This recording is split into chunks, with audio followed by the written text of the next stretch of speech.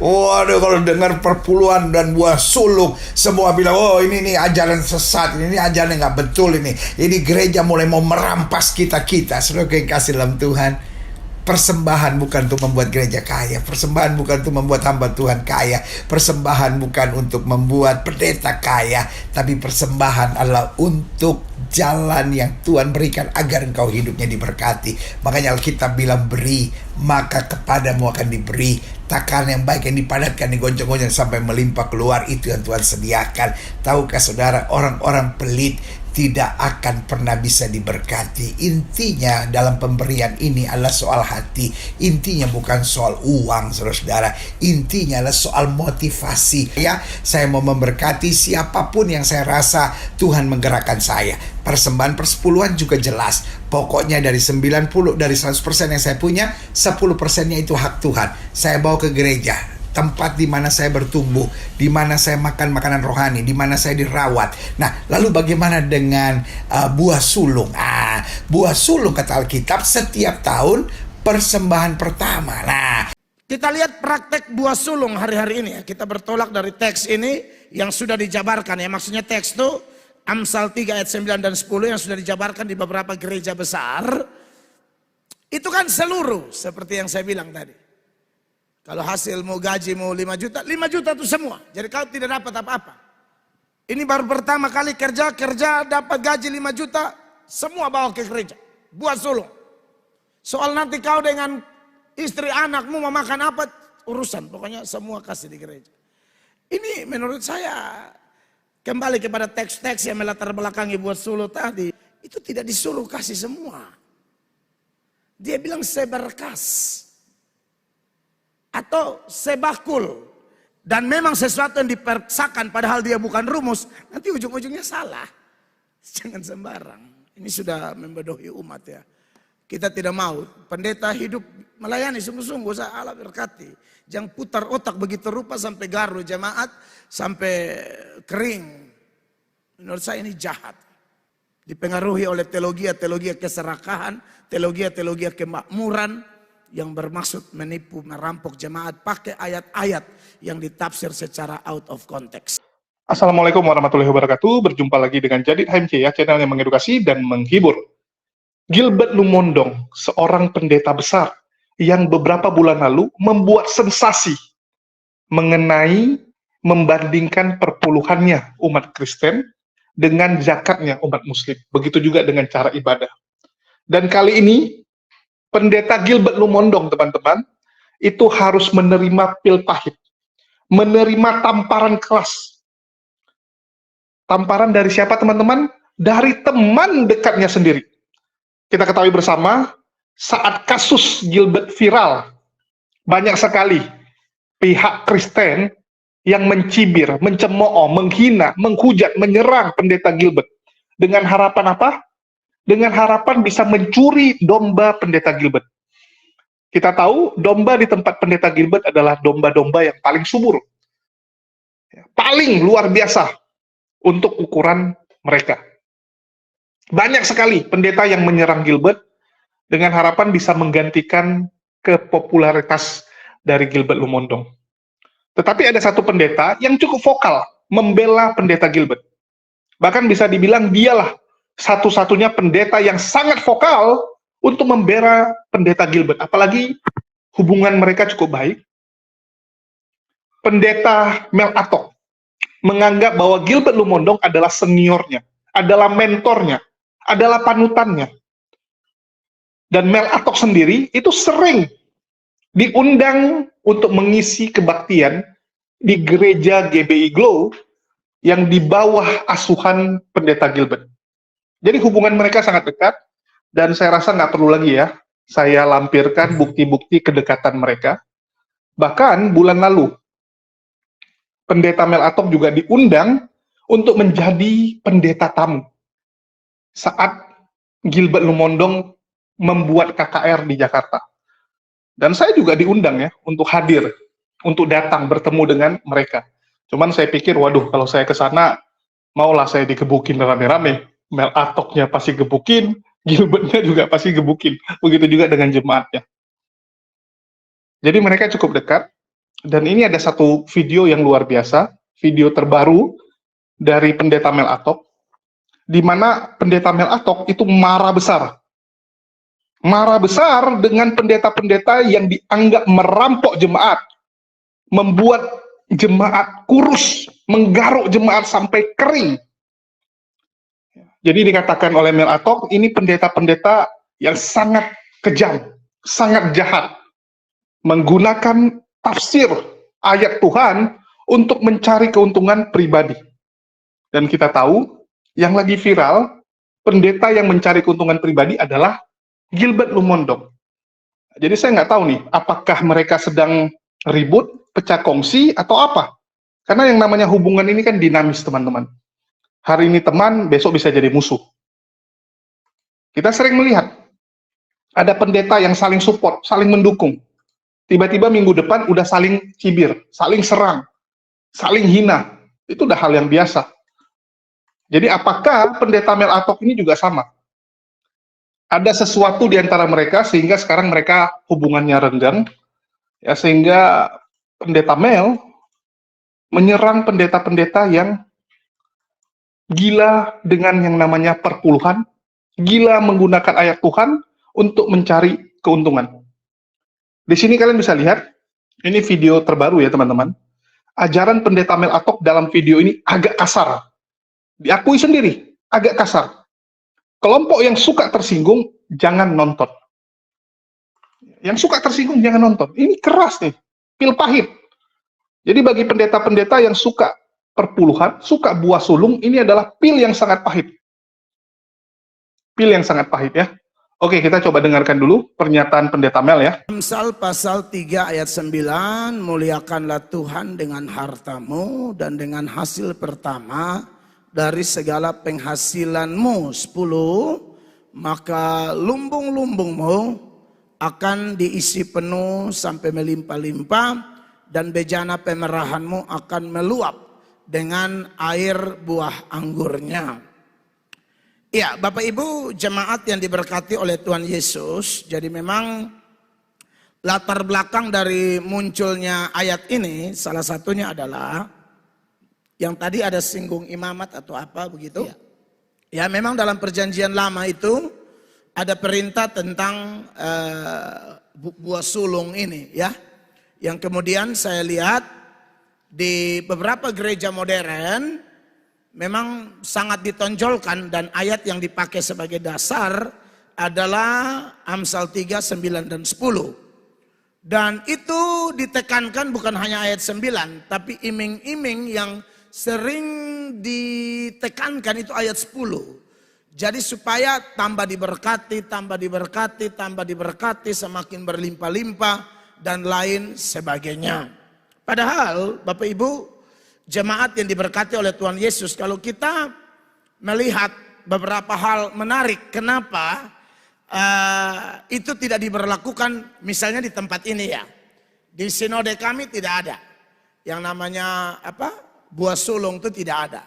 Tapi di beberapa gereja ada.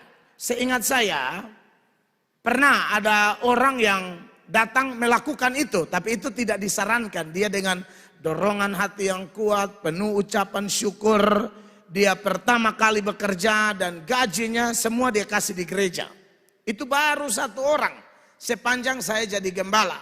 Tapi itu pun tidak ada aturan di gereja ini seperti itu ya. Kita yang normal aja perpuluhan, titik. Itu pun sebenarnya jarang dikhotbahkan ya.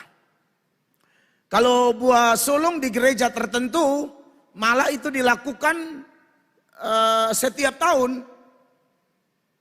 Jadi setiap tahun itu kalau tidak salah ya hulu hasil tuh buah sulung tuh harus kasih semua. Kemarin ada yang mau nikah dan konseling dengan saya, tanya itu, Pak itu masalah itu bagaimana? Kalau di gereja kami boleh. Saya bilang, oh kalau di kami tidak ada. Tidak ada aturan itu. Dan saya juga tidak akan bikin itu aturan. Karena saya paham bahwa itu tidak berlaku umum, saudara-saudara. Ya, itu tidak menjadi rumus atau keharusan di dalam gereja Tuhan soal buah sulung. Yang diterapkan hari ini itu begini, Bapak Ibu kerja, Bapak Ibu pun gaji, seluruh gaji pas kerja itu 2,5 juta misalnya, itu semua kasih masuk di gereja. Kalau perpuluhan kan cuma 250.000. Tapi buah sulung tuh mereka artikan adalah semuanya 2,5 juta tuh harus. Itu misalnya saudara kerja tahun ini ya, tahun 2025 harus lagi. Ada gereja yang begitu. Dan menurut saya ini, kalau bagi saya bahasa yang saya pakai mungkin agak kasar ya. Ini cukup merampok jemaat ya. Ini sangat merampok jemaat tanpa kajian teologis yang baik dari data yang mereka pakai.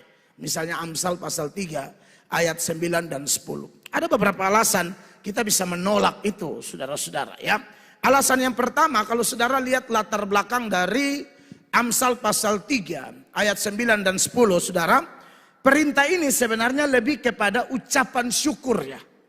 Ucapan syukur karena Israel itu sudah keluar dari Mesir ke Kanaan. Tidak ada iming-iming seperti yang berlaku hari-hari ini. Kalau kau beri, kau akan diberkati, itu tidak ada. Memang ada dasar ayatnya, tetapi itu lebih kepada ucapan syukur karena dibebaskan dari Israel menuju Kanaan. Saya tunjukkan beberapa data supaya kita bisa lihat. Misalnya dalam Imamat 23 ayat 10 ya. Berbicaralah kepada orang Israel dan katakan kepada mereka, apabila kamu sampai ke negeri yang akan kuberikan kepadamu dan kamu akan menuai hasilnya, maka kamu harus membawa seberkas hasil pertama dari penuaianmu kepada imam. Iya, lalu kita lihat juga Ulangan 26 ayat 1. Apabila engkau telah masuk ke negeri yang diberikan Tuhan Allahmu kepadamu menjadi milik pusakamu dan engkau telah mendudukinya dan diam di sana. Lompat ayat 5. Kemudian engkau harus menyatakan di hadapan Tuhan Allahmu demikian. Bapakku dahulu seorang Aram, seorang pengembara. Ia pergi ke Mesir dengan sedikit orang saja dan tinggal di sana sebagai orang asing. Tetapi di sana ia menjadi suatu bangsa yang besar, kuat dan banyak jumlahnya. Terus 6. Ketika orang Mesir menganiaya dan menindas kami dan menyuruh kami melakukan pekerjaan yang berat, maka kami berseru kepada Tuhan Allah nenek moyang kami. Lalu Tuhan mendengar suara kami dan melihat kesengsaraan dan kesukaran kami dan penindasan terhadap kami. Terus sampai ayat 10. Lalu Tuhan membawa kami keluar dari Mesir dengan tangan yang kuat dan lengan yang teracung, dengan kedahsyatan yang besar dan dengan tanda-tanda serta mujizat-mujizat. Ya. Ia membawa kami ke tempat ini dan memberikan kepada kami negeri ini, suatu negeri yang berlimpah-limpah susu dan madunya. Oleh sebab itu, di sini aku membawa hasil pertama dari bumi yang telah kau berikan kepadaku ya Tuhan. Kemudian engkau harus meletakkannya di hadapan Tuhan Allahmu. Engkau harus sujud di hadapan Tuhan Allahmu. Iya, jadi itu berkaitan dengan latar belakang buah sulung itu, begitu. Ya, jadi tidak ada iming-iming seperti yang sekarang ini kita dengar supaya berlimpah-limpah, itu tidak ada. Saudara, ini teks dasar nanti yang memunculkan Amsal 3, 9 dan 10 itu ini, latar belakangnya ini. Dan perlu dipahami ya, kalau kita bicara tentang kitab Amsal ya, yang di dalamnya ada Amsal 3 ayat 9 dan 10. Ini kan kitab Amsal ini adalah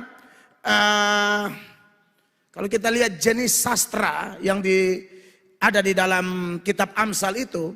Kitab Amsal itu oleh penulis itu biasanya itu tulisan-tulisan yang dimunculkan atas kehendak Tuhan tentunya. Itu karena hasil observasi tertentu pada satu kehidupan khusus. Jadi tidak berlaku untuk umum. Ya. Makanya kalau kita lihat latar belakang Amsal 3 ayat 9 dan 10 dari kitab Imamat dan Ulangan tadi, sama sekali tidak ada iming-iming berkat di sana. Ya. Maka dari itu saudara-saudara yang diberkati oleh Tuhan Yesus, itu tidak bisa dipaksakan menjadi rumus dalam gereja. Ya. Karena latar belakang ayatnya tidak sedang berbicara tentang itu. Ya. Yang kedua, saudara-saudara, kita lihat praktek buah sulung hari-hari ini. Ya. Kita bertolak dari teks ini yang sudah dijabarkan. Ya. Maksudnya teks itu Amsal 3 ayat 9 dan 10 yang sudah dijabarkan di beberapa gereja besar. Itu kan seluruh seperti yang saya bilang tadi. Kalau hasilmu gajimu 5 juta, 5 juta itu semua. Jadi kau tidak dapat apa-apa. Ini baru pertama kali kerja dapat gaji 5 juta, semua bawa ke gereja, buat sulung. Soal nanti kau dengan istri anakmu mau makan apa, urusan, pokoknya semua kasih di gereja. Ini menurut saya, kembali kepada teks-teks yang melatar belakangi buat sulung tadi, itu tidak disuruh kasih semua. Dia bilang seberkas atau sebakul. Jadi tidak ada bilang semua, misalnya satu pohon jeruk, semua itu di situ tidak. Di situ itu hanya disebut seberkas. Mari kita lihat kembali ayat-ayatnya ya. Ini secara eksplisit dibilang seberkas atau sebakul. Imamat 23 tadi ayat 10 dan 11, perhatikan. Berbicaralah kepada orang Israel dan katakan kepada mereka, apabila kamu sampai ke negeri yang akan kuberikan kepadamu dan kamu menuai hasilnya, maka kamu harus membawa seberkas hasil pertama dari penuaianmu kepada imam. Seberkas. Ya. Jadi itu bukan semua. Makanya kalau ada orang panen tuh dia kasih tinggal berkas-berkasnya kasih di janda-janda ya. Jangan dipungut. Itu bukan semuanya. Kok sekarang jadinya semua? Jadi ada tafsiran yang out of context dan ini dibangun di atas keserakahan. Saya lihat memang mau rampok uang jemaat. Dia bilang seberkas. Mengerti tidak seberkas? Seberkas itu hanya sebagian. Dan mungkin sebagian yang terbaik. Dari saudara pun hasil pohon lemon. Ada beberapa buah lemon tuh yang aduh ini terbaik. Yang agak kayak coklat setengah kasih laki. Tapi kalau yang agak bagus, yang dianggap mewakili dari seluruh hasil itu yang dibawa. Begitu ya. Lalu kalau kita lihat di ayatnya yang ke 11. Dan imam itu haruslah mengunjukkan berkas itu di hadapan Tuhan, supaya Tuhan berkenan akan kamu. Imam harus mengunjukkannya pada hari sesudah Sabat. Berkas itu diulang 2 kali, berarti itu bukan semua. Maka ini sudah menabrak praktek buah sulung yang hari-hari ini kita dengar. Ya. Selain memang itu bukan bermaksud rumus, dan memang sesuatu yang dipaksakan padahal dia bukan rumus, nanti ujung-ujungnya salah. Jangan sembarang. Ini sudah membodohi umat ya. Kita tidak mau. Pendeta hidup melayani sungguh-sungguh, saya Allah berkati. Jangan putar otak begitu rupa sampai garu jemaat, sampai kering. Menurut saya ini jahat. Dipengaruhi oleh teologi keserakahan, teologi kemakmuran yang bermaksud menipu, merampok jemaat pakai ayat-ayat yang ditafsir secara out of context. Lalu dia bilang sebakul ya di dalam Ulangan pasal 26 ayat 2 itu ya. Maka haruslah engkau membawa hasil pertama dari bumi yang telah kau kumpulkan dari tanahmu yang diberikan kepadamu oleh Tuhan Allahmu. Dan haruslah engkau menaruhnya dalam bakul, kemudian pergi ke tempat yang akan dipilih Tuhan Allahmu untuk membuat namanya diam di sana. Lagi-lagi bakul di situ dikaitkan yang seberkas tadi pasti bukan semua. Ya, sedikit atau sebagian yang dianggap paling bagus lah. Ya. Jadi sekali lagi saudara, itu tidak bermaksud rumus. Dan memang karena adanya ayat-ayat ini, maka menimbulkan ketidakpastian, ketidakjelasan. Ini sebenarnya jumlahnya berapa. Makanya di dalam rabi-rabi Yahudi sendiri ada perdebatan. Ada rabi Yahudi itu yang sempat mengeluarkan aturan buah sulung itu adalah 1/60. Ya. Tapi ada lagi yang berpendapat lain. Jadi kalau yang pasti bahwa kalau kasus semua itu tidak dibenarkan. Ya. Jadi menurut saya gereja-gereja yang praktek begitu mungkin harus pertimbangkan kembali. Takutnya kita dituduh rakus dan menipu umat. Ya, ini pernyataan dari Pendeta Mel Atok dan kita coba dengarkan dulu pembelaan dari Pendeta Gilbert. Ya, menurut Pendeta Gilbert, mengapa orang-orang harus memberikan persepuluhan dan juga buah sulung kepada gereja? Apa yang melatar belakangi? Kita bandingkan nanti. Oke, kita dengarkan pernyataan Gilbert dulu. Waduh, kalau dengar perpuluhan dan buah sulung, semua bilang, oh ini nih ajaran sesat, ini ajaran nggak betul ini. Ini gereja mulai mau merampas kita. Saudara yang kasih dalam Tuhan. Persembahan bukan untuk membuat gereja kaya, persembahan bukan untuk membuat hamba Tuhan kaya, persembahan bukan untuk membuat pendeta kaya, tapi persembahan adalah untuk jalan yang Tuhan berikan agar engkau hidupnya diberkati. Makanya Alkitab bilang, beri maka kepadamu akan diberi, takaran yang baik yang dipadatkan, digoncang-goncang sampai melimpah keluar, itu yang Tuhan sediakan. Tahukah saudara, orang-orang pelit tidak akan pernah bisa diberkati. Intinya dalam pemberian ini adalah soal hati. Intinya bukan soal uang, saudara-saudara. Intinya adalah soal motivasi. Maukah kita berbagi? Karena kita harus berbagi pada 3 hal yang penting.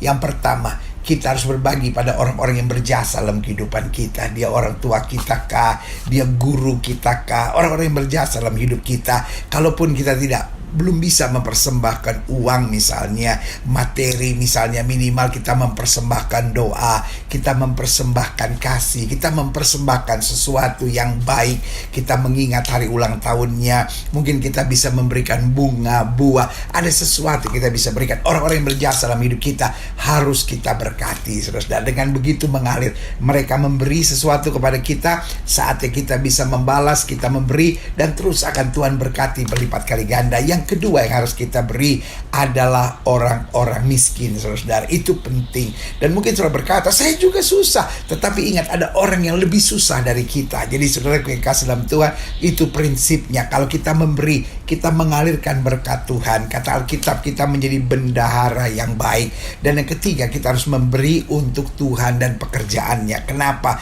Karena saudara yang kasih dalam Tuhan, Tuhan tidak turunkan uang dari langit. Tuhan bisa kalau Tuhan mau, ya kan? Tapi Tuhan titip di tangan setiap kita, orang-orang yang sudah menerima berkat Tuhan. Intinya sederhana lah. Ini kan kita dapat makanan rohani di gereja di mana kita dirawat, ya kan? Dan intinya sederhana, kalau kita makan di sebuah restoran, pulang makan kan kita harus bayar.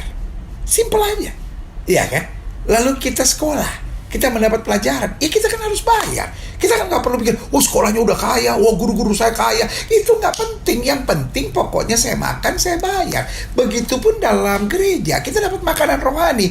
Menjadi jahat, menjadi tidak bertanggung jawab, menjadi sesuatu tidak masuk akal kalau kita makan makanan rohani, lalu kita tidak mau memberi untuk Tuhan, ya kan? Sehingga kata Alkitab ada persediaan makanan di sana, ya kan? Kita dididik, kita belajar, ya kan? Dalam iman Kristen kita kan dididik, saudara, ya kan? Dan karena kita dididik, kita memberi kepada Tuhan. Kita memberi sebagai bentuk tanggung jawab kita. Tuhan, terima kasih, saya sudah dididik. Dan kita memberinya kepada siapa? Kepada Tuhan. Nah, Tuhan pakai hamba-hambanya. Tuhan pakai gembala-gembala jemaatnya. Nah, karena itu ada banyak orang yang berkata, loh, saya di gereja itu, tetapi boleh nggak saya memberi untuk pendeta-pendeta yang miskin?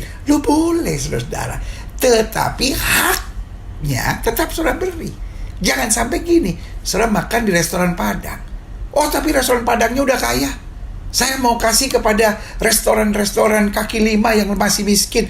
Boleh, saudara nolong orang miskin, boleh, selalu boleh.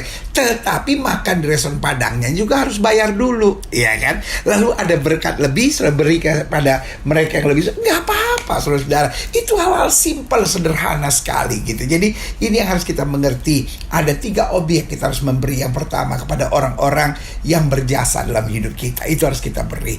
Nggak harus materi, tetapi juga doa, kasih, perhatian, dan hal-hal yang penting yang bisa kita beri. Yang kedua yang harus kita beri adalah orang-orang miskin, saudara. Ada orang-orang yang kekurangan, ini harus kita beri, saudara. Dan yang ketiga yang juga kita harus beri adalah pekerjaan Tuhan. Kenapa? Karena 2 yang kita dapat dalam pekerjaan Tuhan. Yang pertama, makanan rohani. Ya, teman-teman sudah dengar, itu pembelaan dari Gilbert Lumondok. Dikatakan oleh pendeta Gilbert, persembahan itu bukan untuk pendeta, bukan untuk memperkaya pribadi pendeta. Tetapi kenapa? Tujuan dari persembahan tersebut adalah untuk para jemaat supaya diberkati oleh Tuhan. Orang pelit tidak akan bisa diberkati. Waduh, luar biasa ya teman-teman ya. Jadi bagi teman-teman Kristen, kalian tuh memberi persembahan itu tujuannya bukan untuk pendeta kok. Tenang saja, itu untuk kalian. Yang rajin kasih persembahan akan diberkati lebih banyak lagi. Kan begitu. Karena pekerjaan Tuhan itu butuh duit. Misionaris yang dikirim ke daerah-daerah itu butuh duit. Polikardus yang kerjanya menghujat itu butuh duit. Kalau enggak mereka akan berhenti menghujat. Bagi teman-teman Laskar Polikardus yang pingin melihat sepak terjang Sophie Katul, Yaki Ahmad, Vergudok, dan sebagainya, teruslah memberikan persembahan. Kalau kalian stop persembahan, nanti mereka nggak ada duit untuk menghujat. Kan begitu. Dan menurut Gilbert, kalaupun banyak orang-orang Kristen di luar sana yang tidak setuju, tidak mau ngasih persembahan, baik perpuluhan maupun buah sulung, ya mending diam. Nggak apa-apa, diam. Jangan memprovokasi orang-orang untuk tidak memberi juga. Jangan kalian keluar-keluar ini salah, bahaya, kasihan periuk orang. Jadi kalau kalian nggak setuju, ya udah kalian diam. Jangan kalian ganggu periuk orang. Nanti Gilbert bisa kurus. Nanti bisa kurus, bahaya. Oke? Kita tanggapi dari sisi Mel Atok ya. Jadi Mel Atok ini cukup keras, dan saya cukup apresiasi. Berkali-kali saya sudah sampaikan, salah satu pendeta yang saya kagumi, itu adalah pendeta Mel Atok. Salah satu yang cukup saya kagumi. Karena saya melihat masih ada kejujuran di dalam diri pendeta Mel. Kita lihat tahun lalu bagaimana sensasional pernyataan pendeta Mel Atok, di mana dia mengatakan bahwa dia bangga, dia bersyukur Indonesia mayoritas Muslim. Dia tidak bisa membayangkan apa jadinya Indonesia ini kalau seandainya agama Kristen menjadi mayoritas. Yang ngomong Mel Atok ya, bukan saya. Mau komplain ke pendeta Mel. Jadi di sini pendeta Mel dengan jujur mengatakan bahwa pendeta-pendeta yang gila, yang sibuk membuat khotbah-khotbah tentang kemakmuran, tentang harus memberikan persembahan, selalu memberikan pesan sponsor agar jemaat memberikan persembahan, bahkan menggunakan nama Roh Kudus, menggunakan nama Tuhan, harus transfer sebelum jam 2 siang. Wah, ini saya disuruh sampaikan oleh Tuhan bahwa kalian harus memberikan persembahan. Nah, itu yang seperti itu adalah pendeta yang rakus, pendeta yang jahat, pendeta yang membuat jemaat-jemaatnya itu kurus kering. Apalagi selain persembahan perpuluhan, ada lagi yang namanya buah sulung. Nah, ini yang masih jarang diketahui oleh masyarakat awam. Saya dulu sudah pernah ya memberikan kajian khusus mengenai buah sulung ini. Namanya buah sulung ya, tapi jangan kalian pikir ini buah dari anak-anak yang sulung, enggak. Buah sulung ini untuk semua orang Kristen. Menurut beberapa gereja, nggak semua gereja. Tetapi Mel Atok dengan jelas mengakui, ya, Mel Atok sendiri mengakui bahwa banyak gereja di luar sana itu yang menerapkan sistem buah sulung harus diberikan setiap tahun. Jadi setiap tahun di awal bulan, yaitu Januari, kalian harus kasih gaji kalian semua. Kalau kalian gajinya UMR 5 juta, misalnya gajinya UMR 5 juta sebulan, maka gaji bulan Januari 5 juta itu kasih semua. Terus masalah kamu makan dan hidup, itu bagaimana? Nah, itu urusan kamu. Jadi kalau kamu gaji 5 juta, ya kamu kasih 5 jutanya, terus kamu berpikir, oh saya makan dari gaji istri. Istri saya gaji 5 juta juga, ya sudah bulan Januari kita cuma makan 5 juta. Enggak. Gaji istrimu pun yang 5 juta kamu kasih. Ya, gaji kamu 5 juta kamu kasih, gaji istrimu 5 juta juga kamu kasih. Loh, jadi hidup dari mana? Nah, itu urusan kalian. Seperti pendeta Mel bilang kan, itu urusan kalian, nggak peduli. Gereja nggak akan peduli dengan yang begituan. Nah, itulah kalian harus pintar-pintar nyimpan. Jadi di bulan 10, bulan 11, bulan 12, simpan lebih banyak. Persiapan untuk bulan Januari. Ya. Kan kalian juga punya tabungan dong. Ya, kalaupun nggak ada tabungan ya jual handphone kayak, jual apa kayak gitu kan. Yang penting jangan jual diri lah. Kalau jual diri udah bahaya kali ya. Kecuali jual diri kepada setan ya mungkin. Kalau itu masih ada lah yang gitu-gituan ya. Terus dikatakan bahwa di Amsal 3 ayat 9 sampai 10 ini bercerita tentang orang-orang Israel yang bersyukur. Jadi dasarnya itu harus tahu dulu. Ini bukan untuk merampok jemaat. Amsal ini ditulis ya oleh penulis yang diilhami oleh Roh Kudus dalam hal mereka bersyukur. Orang Israel bersyukur sudah keluar dari Mesir.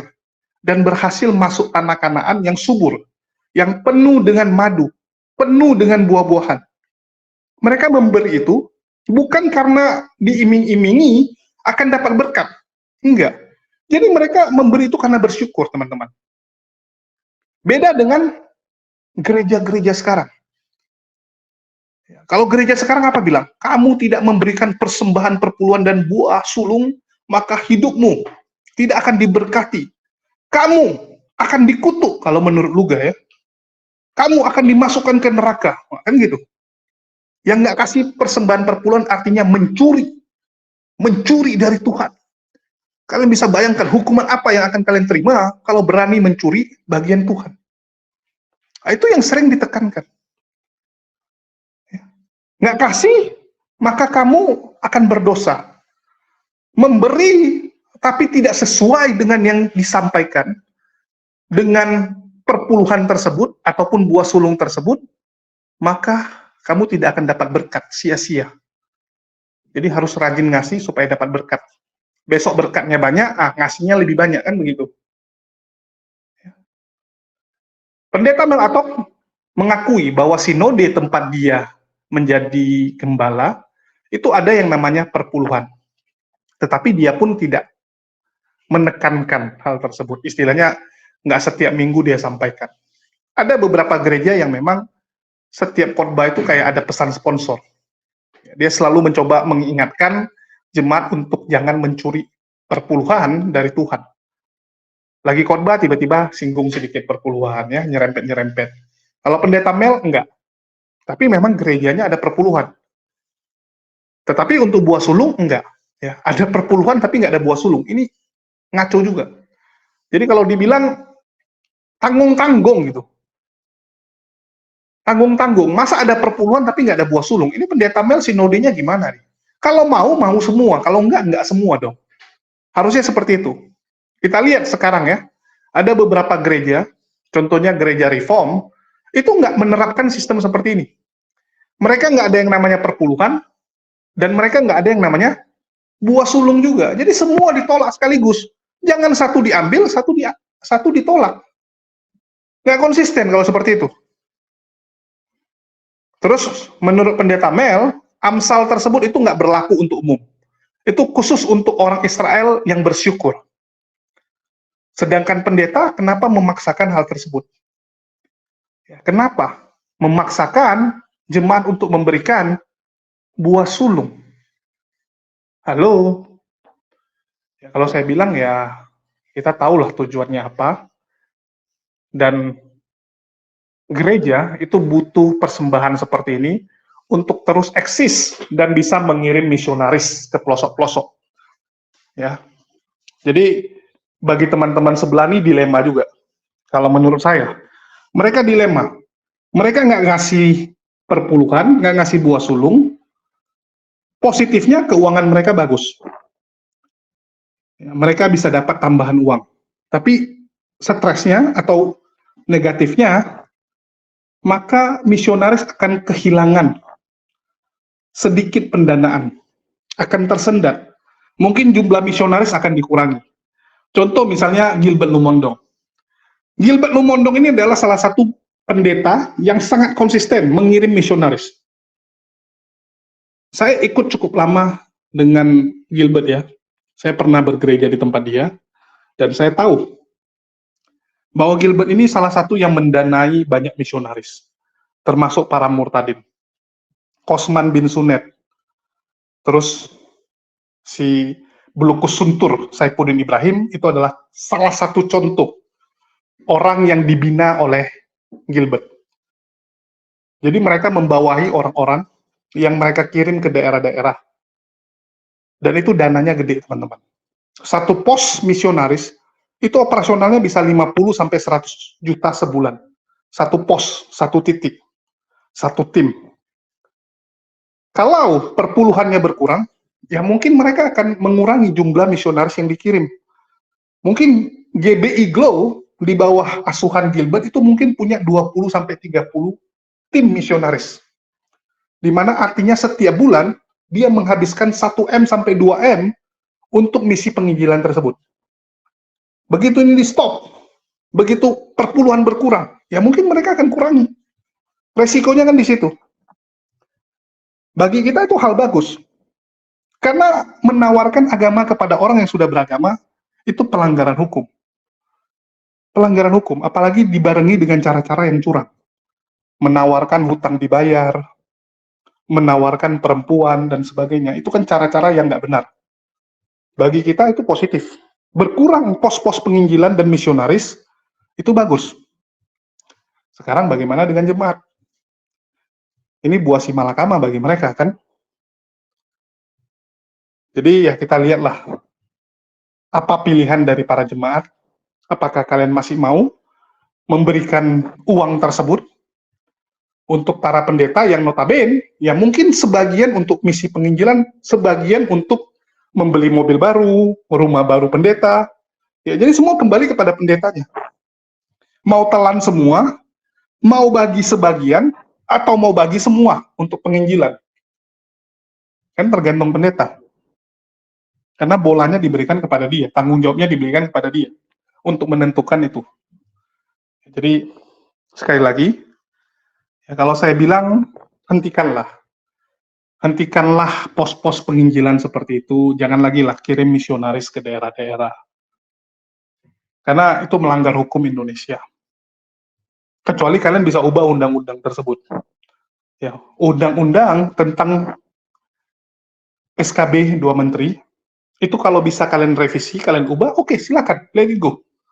Tapi selama masih ada undang-undang tersebut, maka kegiatan yang kalian lakukan itu adalah kegiatan ilegal. Kegiatan yang melawan hukum. Jadi tolong dihentikan. Itu sih yang mau saya sampaikan. Dan terima kasih buat teman-teman semua yang udah nyimak ya. Dan sedikit pemberitahuan teman-teman.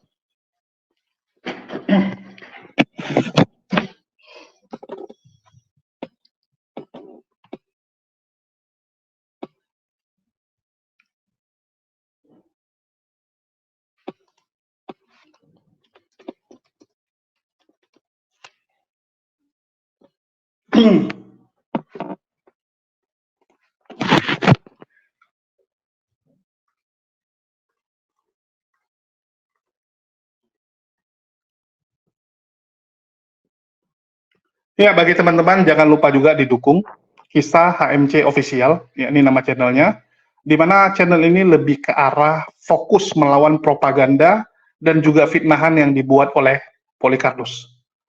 Ya, jadi bisa dibilang konten yang ada di Kisah HMC ini adalah konten yang keras.